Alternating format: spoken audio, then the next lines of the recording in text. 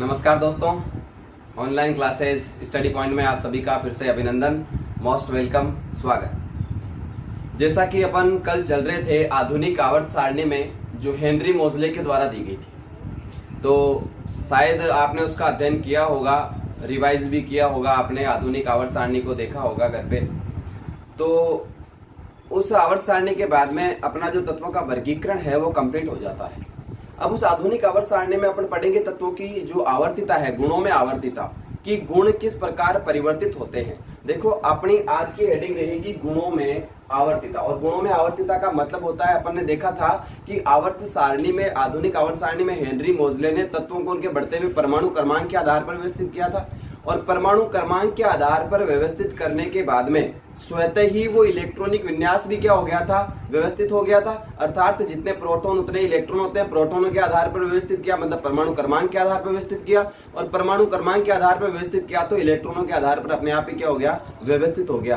तत्वों की जो गुणों में आवर्तिता है वो डिपेंड करती है मोस्टली इलेक्ट्रॉनिक विन्यास पर। किस पर डिपेंड करती है? इलेक्ट्रॉनिक विन्यास पर, मतलब इलेक्ट्रॉन जो क्रमिक रूप से बढ़ते हैं किस प्रकार। तो अपन ने देखा जो ऊर्ध्वाधर पंक्तियां होती है, ऊर्ध्वाधर पंक्तियां होती है उनको तो वर्ग कहा था, क्षैतिज पंक्तियां होती है उनको आवर्त कहा था। तो ऊर्ध्वाधर जो वर्ग होते हैं उनमें ऊपर से नीचे जाने पर तथा आवर्तों में बाएं से दाएं जाने पर जो इलेक्ट्रॉनिक विन्यास है उसमें क्रमिक रूप से परिवर्तन पाया जाता है। और उस परिवर्तन की वजह से उन तत्वों के गुणों में भी क्या आता है, परिवर्तन आता है, इलेक्ट्रॉनिक विन्यास के परिवर्तन की वजह से। और वो कब होगा? जब अपन वर्ग में ऊपर से नीचे की तरफ बढ़ेंगे या आवर्त में बाएं से दाएं की तरफ अपन बढ़ेंगे। तो गुणों में क्या होता है, क्रमिक रूप से लगातार परिवर्तन होता है। इसी गुणों में परिवर्तन को क्या कह दिया जाता है? गुणों में आवर्तिता। गुणों में आवर्तिता, तत्वों के गुणों में आवर्तिता किसे कहते हैं? इलेक्ट्रॉनिक विन्यास की वजह से वर्ग में ऊपर से नीचे तथा आवर्त में बाएं से दाएं जाने पर तत्वों के गुणों में क्या आता है, परिवर्तन आता है। उसी को क्या कह देते हैं? गुणों में आवर्तिता।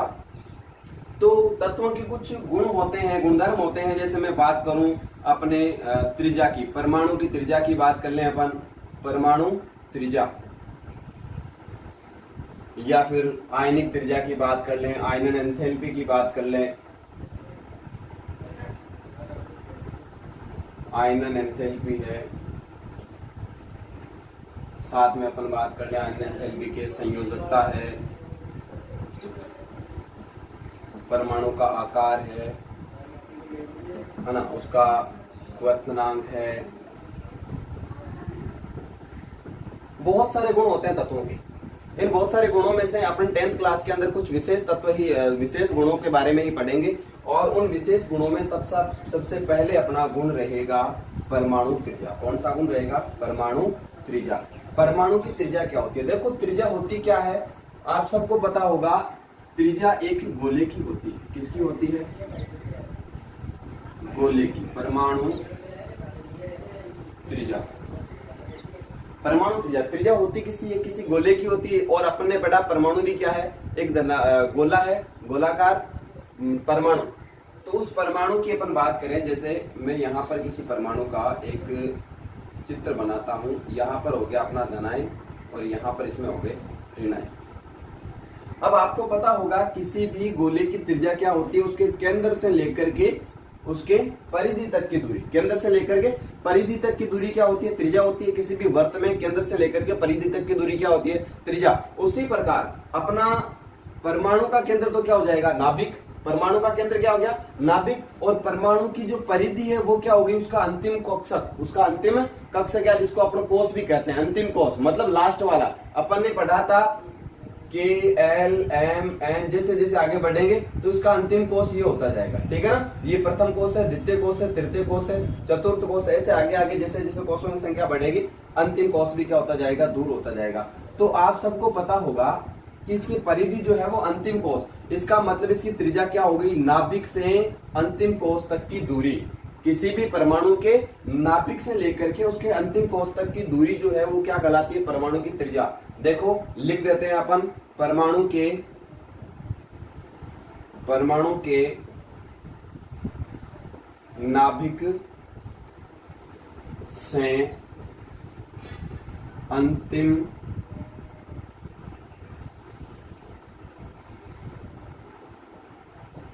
कोष तक की दूरी जो है क्या कहलाती है? परमाणु त्रिज्या। परमाणु त्रिज्या कहलाती है। वापस देख लेना, परमाणु त्रिज्या क्या है? परमाणु के नाभिक से लेकर के उसके अंतिम कोश अर्थात केंद्र से परिधि तक की दूरी क्या कहलाती है? त्रिज्या कहलाती है। अब देखो आपके सामने में यहाँ पर वर्ग और कुछ आवर्त बना देता हूं। जैसे पहला वर्ग का मैंने आपको ट्रिक बताया था, हे ली ना की रब से फरियाद, ये हो गया अपना पहला वर्ग हो गया। और आवर्त की बात करूंगा मैं, beryllium, boron, carbon, nitrogen, oxygen, है ना, ऑक्सीजन और फ्लोरीन। बोरॉन होगा, सॉरी मैंने ब्रोमीन लिख दिया, बोरॉन, ठीक है। ये तो मैंने ले लिया एक आवर्त और ये ले लिया मैंने एक वर्ग। ध्यान रहे, ये मैंने पहला वर्ग लिया है और आवर्त कौन सा लिया मैंने? दूसरा आवर्त लिया, ठीक है। अब अपन बात करते हैं परमाणु की जो त्रिज्या है वो आवर्त में जाने पर किस प्रकार परिवर्तित होगी, वर्ग में जाने पर किस प्रकार परिवर्तित होगी। सबसे पहले आपको पता होना चाहिए, जैसे अपन परमाणु क्रमांक की बात करें, हाइड्रोजन का 1 था, हीलियम का 2, हाइड्रोजन हीलियम, लिथियम का कितना? 3, hydrogen helium lithium, beryllium, boron, carbon, nitrogen, oxygen और फ्लोरीन, ठीक है। Lithium, beryllium, boron, carbon, nitrogen, oxygen और फ्लोरीन, ये हो गया अपना 3, 4, 5, 6, 7, 8, 2। ये परमाणु क्रमांक हो गया इनका। इनकी बात करें, हाइड्रोजन का 1 होता ही है 3 और सोडियम का कितना हो जाएगा? 11। तो अपन बात करें इनमें परमाणु क्रमांक क्या होता जा रहा है? बढ़ता जा रहा है। और वर्ग में भी ऊपर से नीचे आने पर परमाणु क्रमांक बढ़ता जा रहा है। अब आप सबको पता है परमाणु क्रमांक होता क्या है? किसी भी परमाणु के नाभिक में उपस्थित प्रोटॉनों की संख्या। ये 9th क्लास में आपने पढ़ा था कि परमाणु के नाभिक में जो प्रोटॉनों की संख्या होती है वही उसका परमाणु क्रमांक कहलाता है। इसका मतलब परमाणु क्रमांक बढ़ रहा है तो नाभिक में प्रोटॉनों की संख्या भी क्या हो रही है? बढ़ रही है। और प्रोटॉनों की संख्या बढ़ रही है तो आपको पता है परमाणु वैद्युतीय रूप से उदासीन होता है, जितने प्रोटॉन होते हैं उतने क्या होते हैं? इलेक्ट्रॉन। मतलब इसमें इलेक्ट्रॉन भी क्या होता जा रहा है? बढ़ता जा रहा है। इलेक्ट्रॉन भी क्या होता जा रहा है? बढ़ता जा रहा है। अब देखो प्रोटॉन भी बढ़ते जा रहे हैं, इलेक्ट्रॉन भी बढ़ते जा रहे हैं। तो आप सबको पता होगा अगर दो चुंबक के टुकड़े अगर छोटे हैं तो उनमें आकर्षण कम होगा। जैसे जैसे उनका आकार बढ़ता जाएगा तो उनमें आकर्षण भी क्या होता जाएगा? बढ़ता जाएगा। एक तो छोटी चुंबक में आकर्षण होगा, एक बड़ी चुंबक के टुकड़ों में आकर्षण होगा, उनसे बड़ी चुंबक लें उनमें आकर्षण होगा। तो जैसे जैसे परमाणु क्रमांक बढ़ता है वैसे वैसे इलेक्ट्रॉनों और प्रोटॉनों की संख्या बढ़ती जाती है, जिससे इनके मध्य आकर्षण जो है वो क्या होता जाता है? बढ़ता जाता है। ये है अपना प्रोटॉन अर्थात नाभिक और ये है इलेक्ट्रॉन। अगर इनमें आकर्षण बढ़ेगा, आकर्षण बढ़ने से इलेक्ट्रॉन क्या आ जाएगा? नाभिक के पास में आ जाएगा। भाई आकर्षण बढ़ेगा मतलब प्रोटॉन जो है वो इलेक्ट्रॉन को अपनी तरफ खींचेगा, तो ये क्या आ जाएगा? पास में आ जाएगा। अर्थात यहाँ पर था और ये कहाँ आ गया? इलेक्ट्रॉन यहाँ आ गया। आगे के तत्व की बात करें, ये अपना नाभिक है और ये इलेक्ट्रॉन आ गया यहाँ। मतलब जैसे जैसे अपन आवर्त में आगे बढ़ेंगे वैसे वैसे इलेक्ट्रॉन जो है वो प्रोटॉनों की ओर खींचेगा। क्यों? क्योंकि प्रोटॉन में परमाणु में प्रोटॉन और इलेक्ट्रॉनों की संख्या क्या होती जा रही है? आवर्त में बढ़ती जा रही है। बढ़ने से आकर्षण बढ़ेगा। और ध्यान रहे इस इलेक्ट्रॉन और प्रोटॉन में जो आकर्षण है उस आकर्षण को एक विशेष नाम दे दिया जाता है, प्रभावी नाभिकीय आवेश। क्या नाम दे दिया? प्रभावी नाभिकीय प्रभावी नाभिकीय आवेश। ये क्या होता है? इलेक्ट्रॉन और प्रोटॉन का आकर्षण है। इलेक्ट्रॉन व प्रोटॉन का आकर्षण, ठीक है। इलेक्ट्रॉन और प्रोटॉन के बीच में जो आकर्षण पाया जाता है उसको क्या नाम दे दिया जाता है? प्रभावी नाभिकीय आवेश। तो जैसे जैसे इनमें आकर्षण बढ़ेगा मतलब प्रभावी नाभिकीय आवेश बढ़ रहा है और प्रभावी नाभिकीय आवेश बढ़ने से इलेक्ट्रॉन क्या होगा? प्रोटॉन के पास में आएगा। और अपन ने पढ़ा था इलेक्ट्रॉन जहां गति करता है वो उसकी कक्षा है, तो कक्षा क्या आ जाएगी? पास में आ जाएगी। पास में आने से परमाणु की त्रिज्या का मान, देखो यहाँ पर परमाणु की त्रिज्या इतनी थी, अभी इलेक्ट्रॉन थोड़ा पास में आ गया, यहाँ इलेक्ट्रॉन और पास में आ गया। मतलब परमाणु की त्रिज्या क्या होती जा रही है? कम होती जा रही है। किसमें? आवर्त में। ध्यान रखना वापस, प्रभावी नाभिकीय आवेश के बढ़ने के कारण आवर्त के अंदर, आवर्त में क्या होता है? इलेक्ट्रॉन पास पास आते जाते हैं। इलेक्ट्रॉन क्या होते जाते हैं? पास पास आते जाते हैं, जिससे परमाणु की त्रिज्या का मान क्या होता है? घटता है। आवर्त में तो त्रिज्या क्या होगी, घटेगी। आवर्त में त्रिज्या का मान क्या होता जाएगा, घटता जाएगा। अब इसी का उल्टा क्या हो जाएगा, वर्ग में। वर्ग में ऊपर से नीचे जाने पर क्या होगा, प्रोटॉनों की संख्या बढ़ रही है, इलेक्ट्रॉनों की संख्या भी बढ़ रही है। लेकिन ध्यान रखना, यहाँ जो आवर्त है उस आवर्त के अंदर कोषों की संख्या समान रहती है। कैसे, लिथियम है, इसमें 3 प्रोटॉन है, 3 नंबर है परमाणु क्रमांक, मतलब 3 प्रोटॉन है, तो इसमें इलेक्ट्रॉन भी कितने होंगे, 3। तो पहली कक्षा में कितने भरे जाते हैं, 2 भर दिए मान लो, ठीक है। दूसरी कक्षा में कितना बच गया, 1 बच गया। कक्षाएं कितनी हो गई, 1 और 2। बेरिलियम के लिए बात करें, 4 इलेक्ट्रॉन है, पहली कक्षा में 2 भर दिए और दूसरी में भी कितने भर दिए, 2 भर दिए, ठीक है। 5वीं में आ जाओ, बोरोन में आ जाओ, बोरोन में 5 इलेक्ट्रॉन है, तो 2 तो पहली कक्षा में और 3 दूसरी कक्षा में। मैक्सिमम 8 इलेक्ट्रॉन भरेंगे अपन। मैक्सिमम एक कोष में कितने भर सकते हैं, 8। पहले में कितने भरेंगे, 2 इलेक्ट्रॉन, दूसरे में कितने, 8। ध्यान रखें। इसमें जाएंगे 6 नंबर में। 6 नंबर के लिए पहली कक्षा में कितने इलेक्ट्रॉन, 2, बाकी कितने बचे, 4। वो किसमें भरेंगे, दूसरी कक्षा में, ठीक है। फिर चलो कार्बन के लिए, कार्बन में कितने हैं, सॉरी नाइट्रोजन में, नाइट्रोजन में 7 हैं, तो पहली कक्षा में भर दिए कितने, 2 इलेक्ट्रॉन, दूसरी कक्षा में बाकी कितने बच गए, 5 बच गए। कितने बच गए, 5 इलेक्ट्रॉन भर दिए। ऑक्सीजन के लिए 8 है, तो पहली कक्षा में कितने इलेक्ट्रॉन आ जाएंगे, 2 इलेक्ट्रॉन आ जाएंगे पहली कक्षा में, और दूसरी कक्षा में कितने आ जाएंगे, 6 इलेक्ट्रॉन आ जाएंगे। कितने आ जाएंगे, 6 इलेक्ट्रॉन।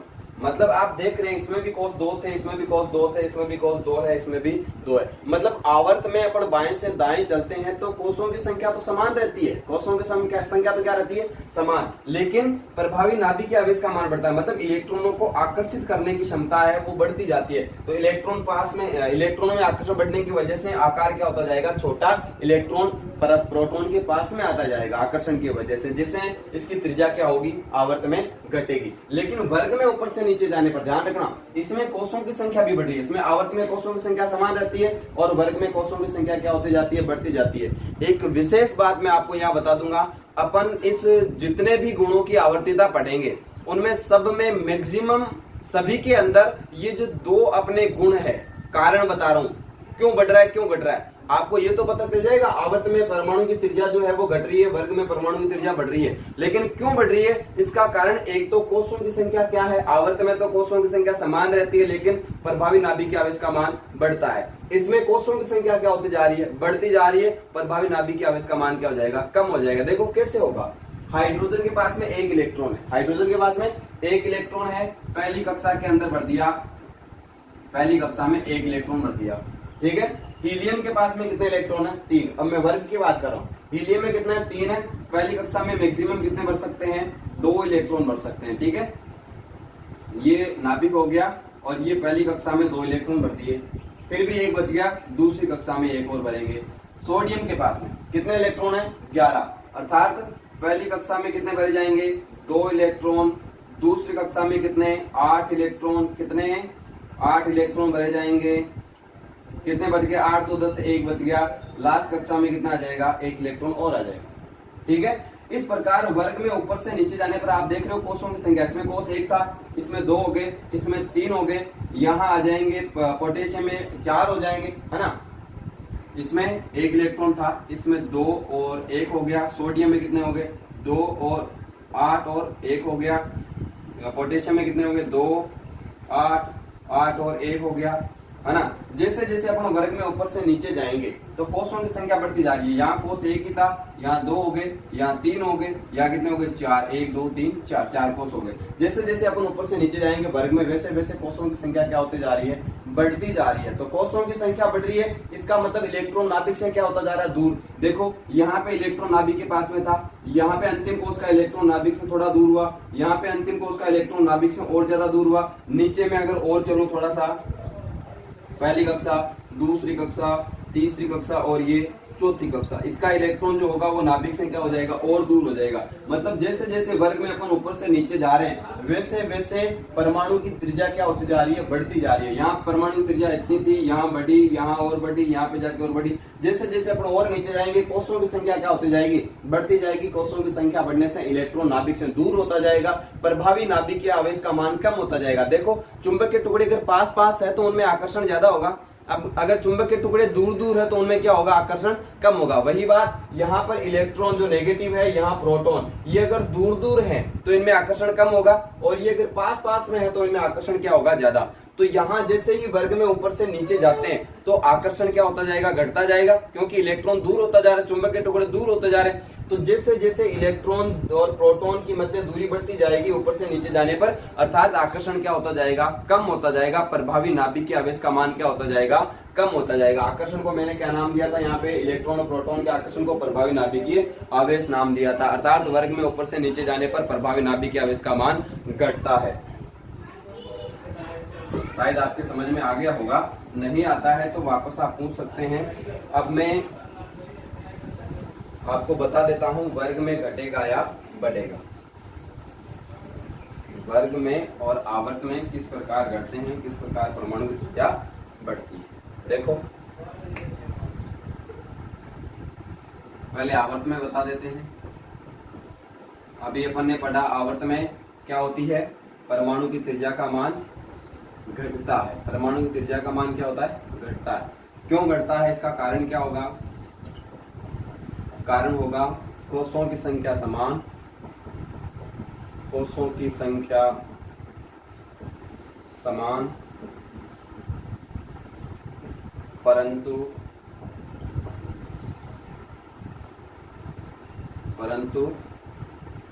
प्रभावी नाभिकीय आवेश बढ़ेगा। प्रभावी नाभिकीय आवेश क्या होगा, बढ़ेगा। और प्रभावी नाभिकीय आवेश के बढ़ने से इलेक्ट्रॉन पास पास में आएंगे, और इलेक्ट्रॉन के पास में आने से जो परमाणु की त्रिज्या है वो क्या होती जाएगी, कम होती जाएगी। अब मैं बात करूं वर्ग की, किसकी बात करूं, वर्ग। वर्ग में ऊपर से नीचे जाने पर परमाणु की त्रिज्या का मान क्या होगा, बढ़ता है। परमाणु की त्रिज्या का मान क्या होता है, बढ़ता है। कारण क्या है बढ़ने का, कारण वही कोषों की संख्या बढ़ती है, कोषों की संख्या क्या होगी, बढ़ेगी। अभी वर्ग में ऊपर से नीचे जा रहे थे अपन, कोषों की संख्या क्या हो रही थी, बढ़ रही थी। कोषों की संख्या बढ़ती है, परंतु जो प्रभावी नाभिकीय आवेश है, प्रभावी नाभिकीय आवेश वो क्या होता जाएगा, घटेगा। क्यों घटेगा, क्योंकि कोषों की संख्या बढ़ने से, कोषों की संख्या जैसे जैसे बढ़ेगी तो अंतिम कोष का इलेक्ट्रॉन क्या होगा, नाभिक से दूर होता जाएगा। तो नाभिक से दूर होने से परमाणु का आकार क्या होता जाएगा, बढ़ता जाएगा, है ना। परमाणु पहले जैसे ये अपना प्रोटॉन है, यहाँ पर इलेक्ट्रॉन है, इनके बीच में दूरी कम है, लेकिन जैसे ही वर्ग में ऊपर से नीचे जाते हैं तो प्रोटॉन कोषों की संख्या क्या होती है, बढ़ती है। ये कोषों की संख्या बढ़ने से अंतिम कोष का इलेक्ट्रॉन क्या हो गया, नाभिक से दूर। नाभिक से दूर होने से इसका आकार बढ़ा, और आकार बढ़ता है, इसका मतलब परमाणु की त्रिज्या भी क्या होती है, बढ़ती है। तो वर्ग में ऊपर से नीचे जाने पर कोषों की संख्या बढ़ती है, परंतु प्रभावी नाभिकीय आवेश का मान घटेगा, जिससे वर्ग में ऊपर से नीचे जाने पर परमाणु की त्रिज्या का मान क्या होता है, बढ़ता है। शायद आपके समझ में आया होगा, स्क्रीनशॉट लीजिए, चलते हैं आगे। नेक्स्ट अपने गुणधर्म रहेगा आयनिक त्रिज्या। आयनिक त्रिज्या होती क्या है, जैसे अपन ने अभी परमाणु की त्रिज्या पढ़ी थी, अर्थात नाभिक से अंतिम कोष के बीच की दूरी वो क्या थी, परमाणु की त्रिज्या थी। अब आयनिक त्रिज्या, आयनिक त्रिज्या का मतलब क्या हुआ, आयन की त्रिज्या। और आयन क्या होगा, या तो धनायन या क्या होगा, ऋणायन। कोई भी परमाणु जो है वो धनायन कब होगा, जब उसमें प्रोटॉनों की संख्या होगी ज्यादा, और ऋणायन कब होगा, जब उसमें इलेक्ट्रॉनों की संख्या होगी ज्यादा। अर्थात आप सबको बताया था कि परमाणु विद्युत रूप से क्या होता है, उदासीन। जितने प्रोटॉन होते हैं उतने ही क्या होते हैं, इलेक्ट्रॉन होते हैं। मान लो यहाँ पर मैं बता दूं आपको 11 प्रोटॉन है, कितने, 11 प्रोटॉन, और इलेक्ट्रॉन भी कितने होंगे, 11 इलेक्ट्रॉन होंगे। पहली कक्षा में 2 होंगे, दूसरे में 8 होंगे, तीसरे में कितना होगा, 1 इलेक्ट्रॉन होगा, ठीक है। 8 इलेक्ट्रॉन है, सॉरी 11 प्रोटॉन है तो इलेक्ट्रॉन भी 11 होंगे। पहले तो आप ये बताओ ये कौन सा तत्व है जिसमें 11 प्रोटॉन 11 इलेक्ट्रॉन है, 11 नंबर पर कौन सा परमाणु क्रमांक, प्रोटॉनों की संख्या 11 है, इसका मतलब परमाणु क्रमांक भी क्या हुआ इसका 11, और 11 नंबर पर क्या आता है, सोडियम आता है। क्या आता है, सोडियम। सोडियम है उसमें पहली कक्षा में 2, दूसरी में 8 और तीसरी में 1। अब ये आयन कब बनेगा, जितने इलेक्ट्रॉन उतने प्रोटॉन, अभी तो आयन नहीं है, ये उदासीन है। आयन कब बनेगा, जब इसमें से अपन एक इलेक्ट्रॉन या तो निकाल देते हैं या इसमें इलेक्ट्रॉन जोड़ देते हैं। किसी भी उदासीन परमाणु में अपन इलेक्ट्रॉन जोड़ते हैं या इलेक्ट्रॉन निकालते हैं तो वो आयन बना लेता है। अगर इलेक्ट्रॉन जोड़ देंगे तो ऋणायन बना लेगा, क्योंकि इलेक्ट्रॉन पर कौन सा आवेश होता है, माइनस चार्ज होता है, नेगेटिव चार्ज होता है। जैसे ही इलेक्ट्रॉन जोड़ेंगे परमाणु पर भी कौन सा चार्ज आ जाएगा, नेगेटिव चार्ज। अगर इलेक्ट्रॉन निकाल दिया अपन ने, अर्थात नेगेटिव चार्ज को बाहर निकाल रहे हैं, बढ़ेगा कौन सा, पॉजिटिव चार्ज। ध्यान रखें, यहाँ पर जो सोडियम है वो उदासीन है अभी, उसमें से जैसे अपन एक इलेक्ट्रॉन बाहर निकालते हैं, ये सोडियम है अपना, उसमें से क्या कर दिया, एक इलेक्ट्रॉन बाहर निकाल दिया, एक इलेक्ट्रॉन क्या कर दिया, बाहर निकाल दिया, तो ये क्या हो जाएगा, पॉजिटिव हो जाएगा। अभी उदासीन था, एक इलेक्ट्रॉन के बाहर निकलने से क्या हो गया, पॉजिटिव हो गया। अब ये क्या बन गया, धनायन बन गया। क्या बन गया, धनायन। ध्यान रखना, जैसे ही सोडियम में से, अभी सोडियम के पास में 11 इलेक्ट्रॉन थे, 11 प्रोटॉन और 11 इलेक्ट्रॉन थे। जैसे ही अपन ने इसमें से एक इलेक्ट्रॉन बाहर निकाला, अब इसमें क्या हो गया, 2 और 8। अंतिम कोष में कितने इलेक्ट्रॉन, 8, और टोटल इलेक्ट्रॉन कितने हो गए, 10 हो गए। 11 से कितने हो गए, 10 हो गए। अब यहाँ पर जो उदासीन परमाणु था उसका आकार और इस जो धनायन बना उसके आकार में परिवर्तन होगा। वो परिवर्तन किस वजह से होगा, यहाँ ध्यान देने वाली बात यह है, सोडियम का जो उदासीन परमाणु था उसका आकार बड़ा था, जबकि जो धनायन होता है उसका आकार क्या हो जाता है, कम हो जाता है। यहाँ पर इलेक्ट्रॉन थे 2, 8 और 1, यहाँ कितने हो गए, 2, 8। ठीक है। अब सीधी सी बात यह है, यहाँ पर 3 कोष थे, 1, 2 और 3। पहली कक्षा में 2 इलेक्ट्रॉन थे, दूसरे में 8 थे, तीसरे में 1 थे। कितने कोष थे, या कितनी कक्षाएं थी, 3 कक्षाएं थी, 3 कोष थे। यहाँ पर कोष कितने, 2। अब देखो यहाँ पर मैं परमाणु का चित्र बना रहा हूँ आपके सामने, ये तो 3 कक्षाएं बना रहा हूँ, 1, 2 और ये 3 कक्षाओं वाला परमाणु। एक परमाणु अब क्या बन गया, धनायन बनने के बाद में 2 कक्षा वाला, अर्थात 1,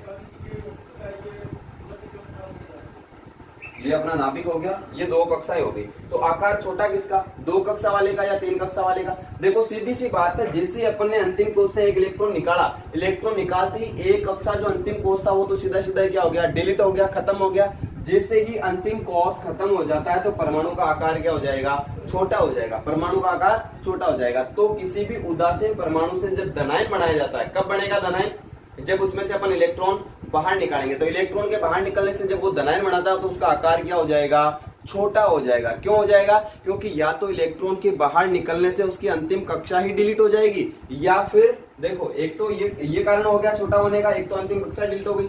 दूसरी बात, यहाँ पर इनके मध्य आकर्षण क्या था, आकर्षण क्या था इनके मध्य, कम था, क्योंकि इलेक्ट्रॉन ज्यादा थे। और आपको पता होगा समान आवेशों के अंदर प्रतिकर्षण होता है, समान आवेशों में क्या होता है, प्रतिकर्षण होता है। तो यहाँ पर इलेक्ट्रॉन ज्यादा थे, इनमें प्रतिकर्षण ज्यादा था। यहाँ पे इलेक्ट्रॉन कम हो गए, इनमें प्रतिकर्षण भी क्या हो गया, कम हो गया। क्या हो गया, कम। इसका मतलब यहाँ पर प्रभावी नाभिक के आवेश का मान क्या था, कम था। यहाँ पर प्रभावी नाभिक के आवेश का मान क्या हो गया, ज्यादा हो गया, क्योंकि इलेक्ट्रॉन कम हो गए। कम इलेक्ट्रॉनों को प्रोटॉन आसानी से अपनी तरफ खींच लेंगे, और जैसे ही ये प्रोटॉन इस इलेक्ट्रॉन को अपनी तरफ खींचेंगे तो ये आकार क्या हो जाएगा, छोटा हो जाएगा। क्या हो जाएगा, छोटा। कब, जब इसमें से कुछ इलेक्ट्रॉन या एक इलेक्ट्रॉन अपने बाहर निकाल दिया, इलेक्ट्रॉनों की संख्या कम हुई, कम होते ही ये नाभिक क्या करेगा, अपनी तरफ खींचेगा, और खींचने से इसका आकार क्या हो जाएगा, छोटा। तो धनायन का अपने संगत उदासीन परमाणु से आकार छोटा होता है। इसके 2 कारण मैंने आपको बता दिए। एक तो एक कोष ही डिलीट हो जाएगा, या तो अंतिम कक्षा ही खत्म हो गई, और अंतिम कक्षा खत्म होते यहाँ 3 कक्षाएं, यहाँ 2 कक्षाएं, आकार अपने आप छोटा हो गया। दूसरा कारण क्या है, जैसे इलेक्ट्रॉन बाहर निकलेगा, इलेक्ट्रॉन के बाहर निकलने से प्रभावी नाभिक के आवेश का मान बढ़ेगा और आकार क्या हो जाएगा, छोटा हो जाएगा। ये तो था अपना धनायन। क्या था, धनायन। और ये बात भी आप लिख लें, धनायन का जो आकार होता है, धनायन का आकार अपने संगत परमाणु से, संगत या जिसको उदासीन भी कह सकते हैं, उदासीन परमाणु से छोटा होता है। अपने उदासीन परमाणु से क्या होता है, छोटा होता है। ठीक है। अब मैं बात करूं ऋणायन, किसकी बात करूं, ऋणायन में। और ऋणायन कब बनेगा? जब उसमें इलेक्ट्रॉन जोड़ेंगे। ऋणायन कब बढ़ेगा? जब उसमें अपन इलेक्ट्रॉन जोड़ देते हैं। यहाँ पर अपन ने इलेक्ट्रॉन बाहर निकाला था, धनायन में इलेक्ट्रॉन को निकालते हैं, क्या करते हैं? निकालने पर। और इसमें क्या करेंगे? इलेक्ट्रॉन जोड़ने पर। इलेक्ट्रॉन जोड़ने पर तो क्या बनता है? ऋणायन, और इलेक्ट्रॉन निकालने पर क्या बनता है? धनायन बनता है। अब अपन किसी उदासीन परमाणु में चलो इलेक्ट्रॉन जोड़ते हैं, जैसे क्लोरीन की बात करूँ, Cl, ठीक है। Cl में कितने इलेक्ट्रॉन होते हैं? पहली कक्षा में 2, दूसरी में 8, तीसरी में 7। कितने नंबर पे? 17 नंबर पे। क्लोरीन कितने नंबर पे? आवर्त सारणी में 17 नंबर पर। आपने 30 तक आवर्त सारणी में तत्वों को याद किया था, 17 नंबर पर क्या आ रहा था? क्लोरीन आ रहा था। अभी इसको अपन एक इलेक्ट्रॉन और दे देते हैं। एक इलेक्ट्रॉन क्या कर दिया अपन ने? प्लस कर दिया। तो इसकी कक्षा में क्या हो जाएगा? 2, 8, 8। कितने इलेक्ट्रॉन हो गए? 18। 17 से इलेक्ट्रॉन कितने हो गए? 18। यहाँ देखो, इलेक्ट्रॉन निकालने पर आकार क्या हो रहा था? छोटा हो रहा था। आकार क्या हो रहा था? धनायन का आकार अपने संगत परमाणु से क्या होता है? छोटा। तो ऋणायन का आकार अपने संगत परमाणु से क्या होगा? बड़ा होगा। कारण क्या होगा? जैसे ही अपन ने इलेक्ट्रॉन जोड़ा, जैसे अपन ने इलेक्ट्रॉन जोड़ा, मान लो यहाँ पर 7 इलेक्ट्रॉन है। कितने? 7, ठीक है। और यहाँ प्रोटॉन जो है वो इस इलेक्ट्रॉन को अपनी तरफ आकर्षित कर रहे हैं। अब जैसे ही यहाँ पर 7 से मैं 8 इलेक्ट्रॉन कर दूं, कितने इलेक्ट्रॉन? 8, तो इनमें आकर्षण कम हो जाएगा, क्योंकि इलेक्ट्रॉन बढ़ने से प्रतिकर्षण बढ़ेगा, क्योंकि समान आवेशों में क्या होता है? प्रतिकर्षण। तो इलेक्ट्रॉन जैसे ही 7 से 8 होते हैं, उनके मध्य प्रतिकर्षण भी क्या हो जाता है? बढ़ जाता है। और प्रतिकर्षण बढ़ने की वजह से इनका प्रभावी नाभिकीय आवेश का मान कम हो जाएगा और आकार क्या हो जाएगा? परमाणु का बड़ा। और परमाणु का आकार कब बड़ा हुआ? जब उसने क्या बनाया? ऋणायन बनाया। अर्थात ऋणायन का आकार जो है अपने संगत परमाणु से क्या होता है?